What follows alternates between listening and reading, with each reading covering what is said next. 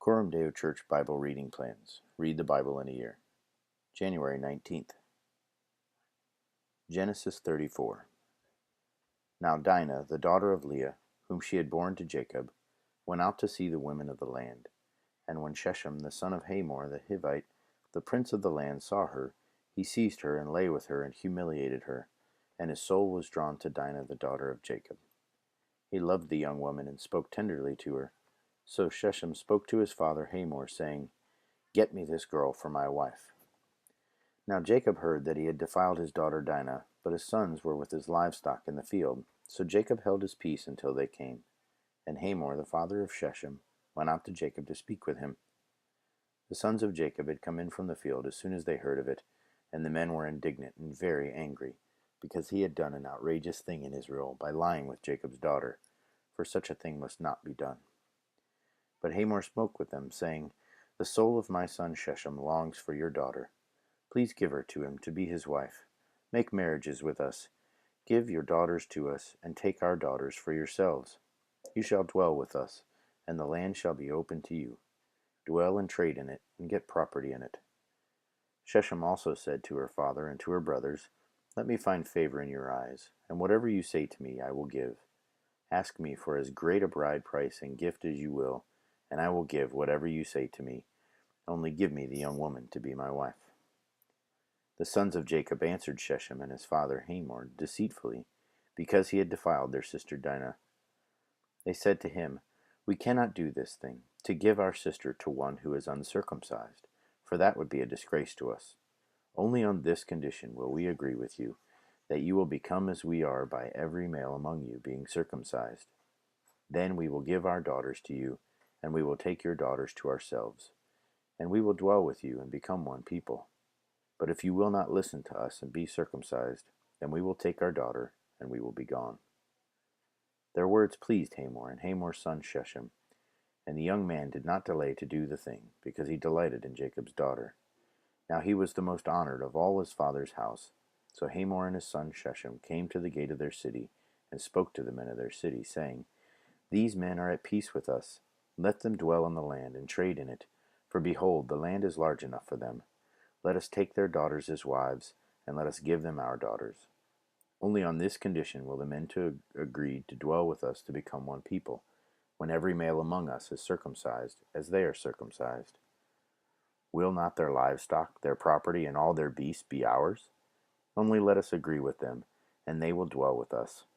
And all who went out of the gate of the city listened to Hamor and his son Shechem, and every male was circumcised, all who went out of the gate of the city. On the third day, when they were sore, two of the sons of Jacob, Simeon and Levi, Dinah's brothers, took their swords and came against the city while it felt secure, and killed all the males. They killed Hamor and his son Shechem with the sword, and took Dinah out of Shechem's house and went away. The sons of Jacob came upon the slain and plundered the city, because they had defiled their sister. They took their flocks and their herds, their donkeys, and whatever was in the city and in the field, all their wealth, all their little ones and their wives, all that was in the houses, they captured and plundered. Then Jacob said to Simeon and Levi, You have brought trouble on me by making me stink to the inhabitants of the land, the Canaanites and the Perizzites. My numbers are few, and if they gather themselves against me and attack, I shall be destroyed, both I and my household. But they said, Should he treat our sister like a prostitute? Genesis 35. God said to Jacob, Arise, go up to Bethel and dwell there. Make an altar there to the God who appeared to you when you fled from your brother Esau.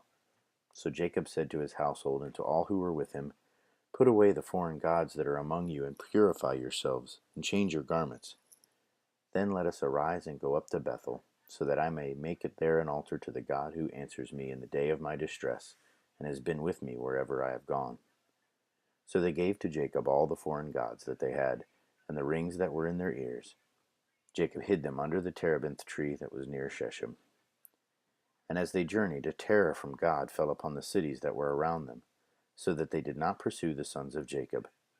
And Jacob came to Luz, that is Bethel, which is in the land of Canaan, he and all the people who were with him. And there he built an altar and called the place El Bethel, because there God had revealed himself to him when he fled from his brother. And Deborah, Rebekah's nurse, died, and she was buried under an oak below Bethel. So he called its name Elon Bakuth. God appeared to Jacob again when he came from Paddan Aram, and blessed him. And God said to him, Your name is Jacob. No longer shall your name be called Jacob, but Israel shall be your name. So he called his name Israel. And God said to him, I am God Almighty. Be fruitful and multiply. A nation and a company of nations shall come from you, and kings shall come from your own body. The land that I gave to Abraham and Isaac I will give to you, and I will give the land to your offspring after you. Then God went up from him in the place where he had spoken with him.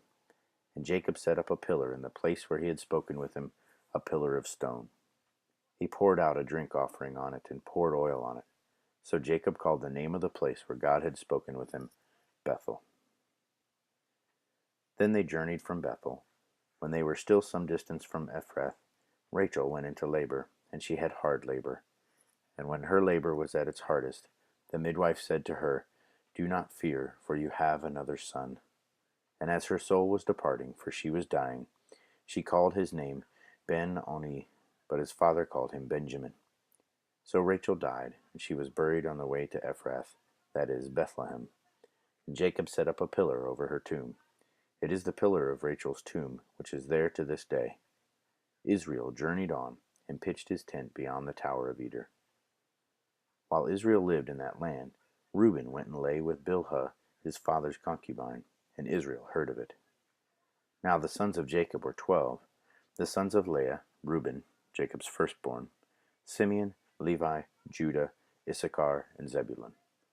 The sons of Rachel, Joseph and Benjamin. The sons of Bilhah, Rachel's servant, Dan and Naphtali. The sons of Zilpah, Leah's servant, Gad and Asher. These were the sons of Jacob who were born to him in Paddan Aram. And Jacob came to his father Isaac at Mamre, or Kiriath Arba, that is, Hebron, where Abraham and Isaac had sojourned. Now the days of Isaac were 180 years, and Isaac breathed his last, and he died, and was gathered to his people, old and full of days, and his son Esau and Jacob buried him. Psalm 18, verses 25 through 50. With the merciful you show yourself merciful. With the blameless man you show yourself blameless. With the purified you show yourself pure. And with the crooked you make yourself seem tortuous. For you save a humble people, but the haughty eyes you bring down. For it is you who light my lamp. The Lord my God lightens my darkness. For by you I can run against a troop, and by my God I can leap over a wall. This God, his way is perfect. The word of the Lord proves true.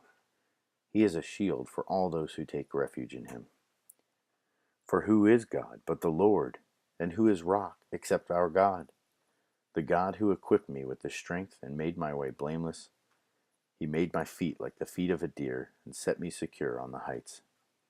He trains my hands for war so that my arms can bend a bow of bronze.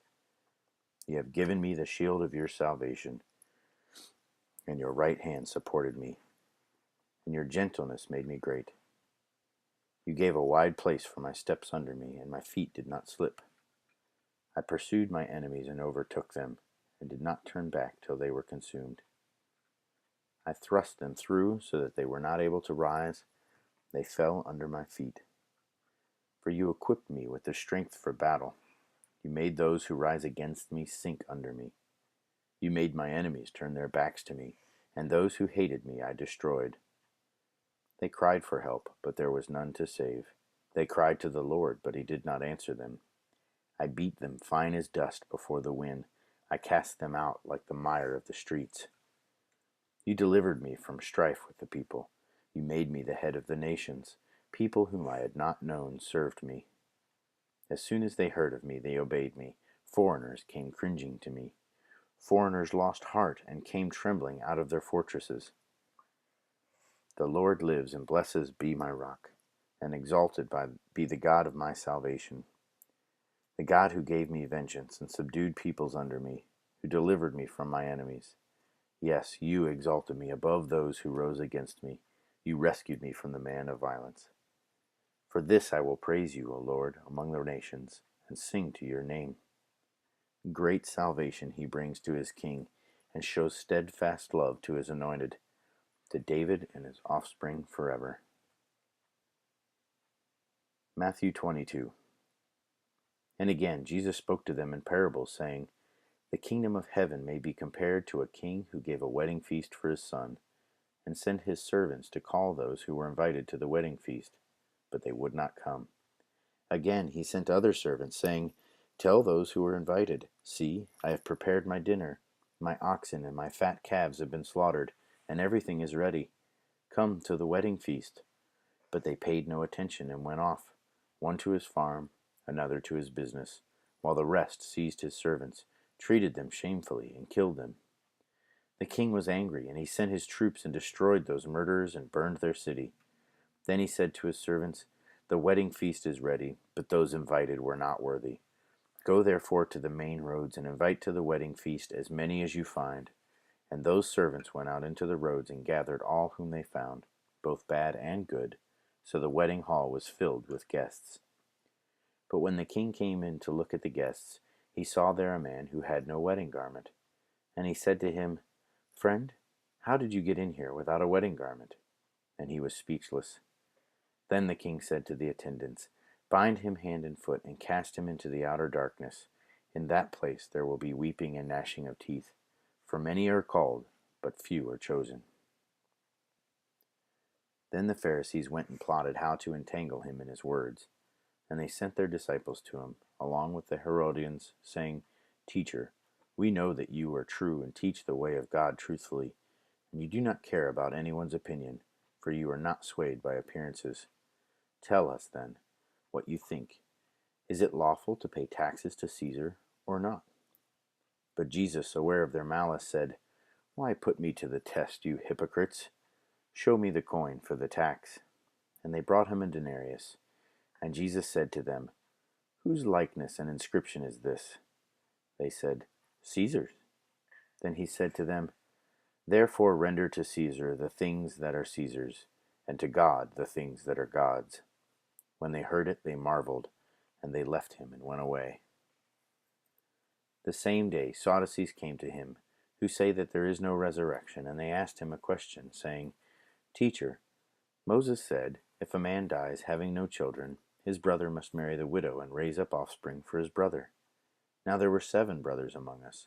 The first married and died, and having no offspring left his wife to his brother. So too the second and third, down to the 7th. After them all, the woman died. In the resurrection, therefore, of the 7, whose wife will she be? For they all had her. But Jesus answered them, You are wrong, because you know neither the Scriptures nor the power of God. For in the resurrection they neither marry nor are given in marriage, but are like angels in heaven.